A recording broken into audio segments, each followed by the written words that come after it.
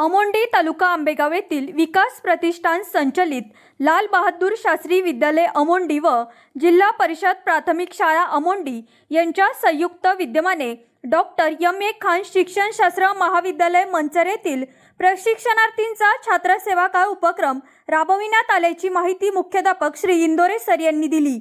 B Ed प्रशिक्षणार्थींना शालेय जीवनाचा प्रत्यक्ष अनुभव मिळावा तसेच शालेय कामकाजाबद्दल सखोल माहिती मिळावी यासाठी या छात्र सेवा काळाचे आयोजन केले आहे।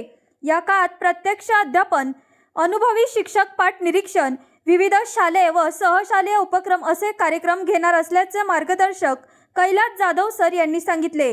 या छात्र सेवा काळामध्ये अजय आवटी, प्रेम ढोबळे, वैभव खैरे, ऋतिक सईद, श्रीधर माली, सुनील भवारी, सचिन टेमगिरे, वाजे पूजा, अंकिता कोकणे, ओंकार किरवे या प्रशिक्षणार्थींनी सहभाग घेतला आहे।